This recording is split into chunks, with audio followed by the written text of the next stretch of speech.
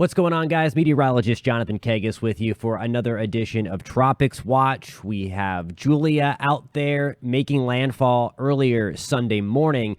We're going to touch on Julia and some of the historical ramifications of that system down through Central America and eventually into the Pacific Ocean.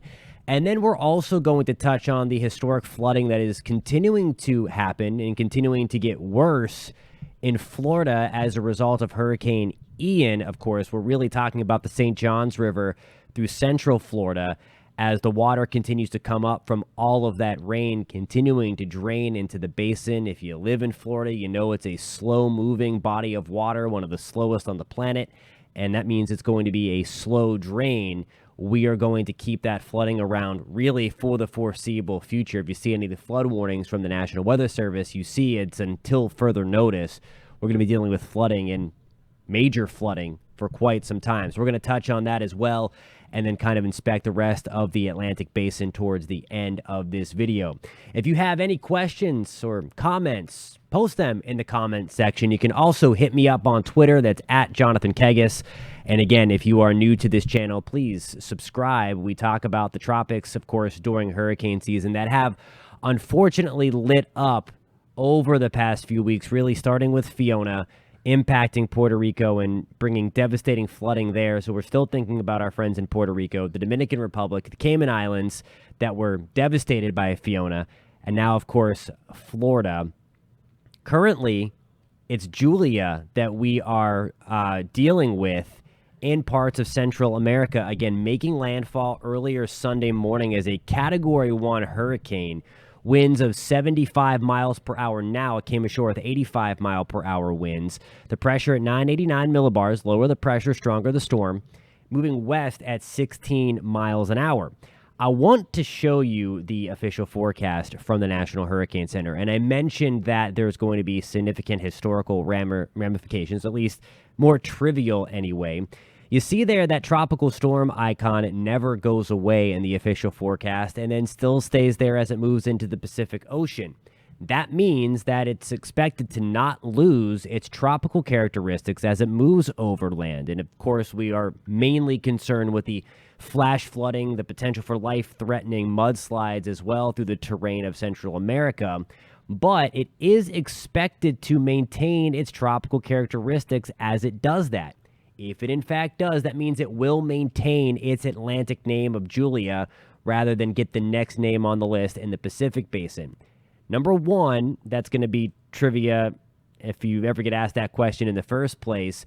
But number two, it's going to be the second time this happened so far this season. We already had the B storm do that, crossover from the Atlantic into the Pacific. So there are going to be two B storms in the Pacific hurricane season this year. Bertha was the one that crossed over.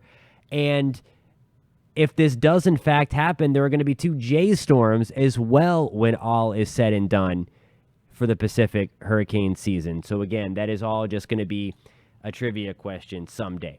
Now I want to talk about, again, the record flooding, the historic flooding going on along the St. Johns River. And this is going to be specifically important to those that are watching in Florida, really from Flagler County into Brevard County. You see these purple dots or triangles. And again, the triangle, that's a creek. And then the dots here are going to be represent where we're seeing the major flooding at the gauges along the St. Johns. And that's really still from Geneva into Sanford, up into DeLand, and then into Astor. And I'm going to show you some of the forecasts and gauges and all of this specific information in just 1 second here. But you see that here, and the purple indicates major flood stage still. And not only major flood stage, at most of those spots, we're talking about new records being set. So we're going to start at the St. John's near DeLand, and this is where we currently are and then where we are headed. So we are currently in record flood stage, surpassing the old record of 6.1 feet. So currently, as of Sunday morning, we're at 6.2 feet. You see that by Sunday afternoon, getting into 6.4 feet. And then by Monday morning, we're jumping into 6.5 feet. So haven't crested yet, The slow rise is going to continue. It's only a few more inches, but again, it's insult to injury. And a few inches when you're talking about water, significant impacts. Look at that, though. This is the main point that I'm trying to get across if you live in and around the St. John's or any of its tributaries, that we are expected to stay above that old record of 6.1 feet through the end of the work week at least, and likely into the weekend and beyond. Major flood stage, again, that's where we start to have major impacts in this area. That's 5.3 feet. We're going to be north of that for a very long time, weeks. And then forget about minor flood stage. We're going to be in flood stage again for the foreseeable future. So again, not a good situation at all along the St. John's River. If you're in and around Sanford, again, we're likely going to see the crest a little bit later today. So again, this is going to be the highest point the water has been as a result of Hurricane Ian. So we had all the flooding, all the street flooding that has gone down. This is the river now. And again, this is significant because we're still talking about the river rising across most locations along the St. John's. 8.95 feet as of Sunday morning, expected to crest later today or tomorrow at 9 feet. This is significant in Sanford because if you're familiar with this area, the Sanford waterfront area starts to see significant flooding at around 9 feet. And again, we're teetering at that mark as of Sunday morning, but we're going to add a little bit more water into that. St. John's at Astor. We had big issues with Hurricane Irma in 2017. We are right at that level now, maybe even a smidge above that. 4.4 was the crest during Hurricane Irma.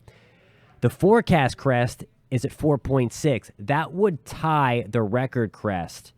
So we're going to be higher than 2017 and potentially tie the record crest of 4.6 feet. That forecast has come up from yesterday, so there's still even room for that to crest higher than anticipated right now. That crest not expected until later on Tuesday. And again, currently at major flood stage in Astor along the St. John's River and its tributaries. The one area where we are seeing the St. John's fall is going to be the further south. Again, this river flows south to north, so we're going to see conditions improve from south to north. It's falling. It's slowly falling. We're not talking about conditions really improving because we are still above the old record of 11.1 feet. That's more than a foot above the old record still. We crested at 12.5 feet a few days ago. And again, the key word here is slowly falling. Really not going to see improvements for quite some time. We are going to stay in record flood stage for about another week or so. Staying in major flood stage for much longer than that. That's going to be above 10 feet. And again, above 10.8 feet, State Road 46 is still underwater in spots. So we are well above that 10.8 foot mark. And we're going to be above that mark for quite some time. So if you're familiar with the State Road 46 area by the St. John's, we are going to have huge problems. Again, this is not going to be a short-term issue. This is something that we're going to deal with long-term. Again, it's worse than what it was in 2017 with Irma. So just magnify that even further with how you were impacted by that in 2017. The little bit of good news I do have for you on the tropical front is that there is nothing brewing behind Julia.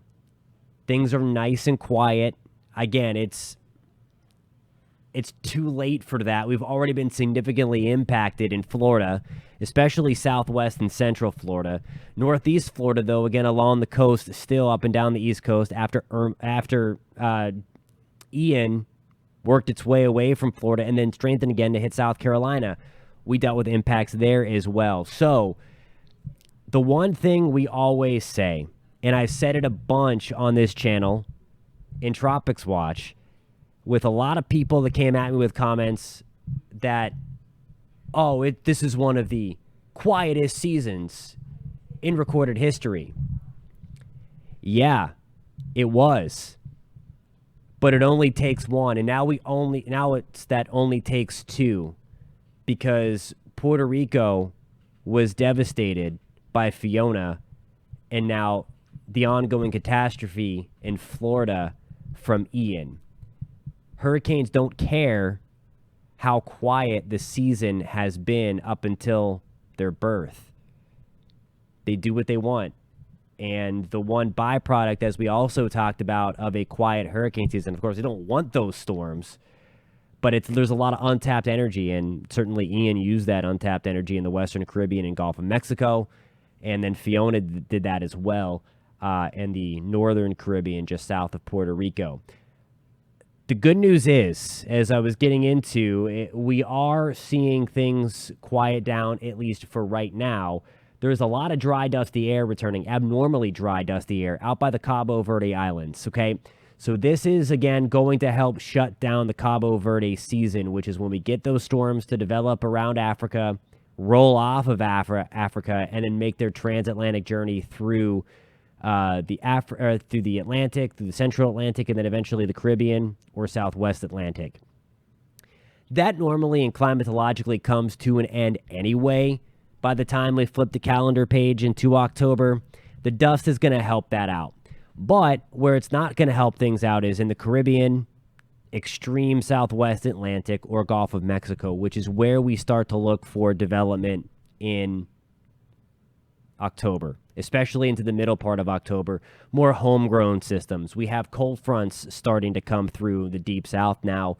As they stall out over the Gulf of Mexico, we could spin up some storms. They can fuel up, if you will, over the warm waters of the Gulf or Caribbean, and then recharge and come back as a tropical system. So we're not done yet. There are still about 6 weeks to go officially in hurricane season. Of course, that ends on the last day of November. So there's still time to go. I'm hoping that this is it. It likely won't be. But again, we always talk about it only takes one. We now have, to make it a bad season. And certainly for Texas, it's been okay. For Louisiana, thankfully this year, it's been okay for us. We've been center stage over the past few years. But again, Floridians, now it becomes a very bad season because we have just been impacted by a very strong Hurricane Ian. And then for Fiona dumping 30-ish inches of rain on parts of Puerto Rico, it has also been a very bad season, even though, again, it had been quiet up until really Fiona got going. About a month ago now. Thank you guys for tuning into Tropics Watch. Again, if you have any questions, hit me up on Twitter. That is going to be at Jonathan Kegas, or you can post in the comment section below, and we will check those out. Again, thank you for tuning in. I hope you guys are staying safe wherever you are tuning in from. Again, we're thinking about you in Florida. Of course, that's where we are based, in Central Florida. We had a lot of flooding in Central Florida. Complete catastrophe going on in Southwest Florida, where Ian came ashore as a strong Cat 4. And we were thinking about you guys in Puerto Rico, where we had the flooding from Fiona. Also nasty in the Dominican Republic. We're thinking about you guys still. And then also in the Turks and Caicos and Bermuda, all from Fiona. It's just been a rough stretch over the past month. We're thinking about everybody, and we're hoping you guys are doing okay and that things clear up. And again, of course, thinking about you in Central America, as we are getting pounded by Julia now, bringing heavy rain and strong hurricane force winds to parts of Nicaragua and Honduras. Thank you guys for tuning in. Please stay safe. We'll catch you next time. This has been another edition of Tropics Watch.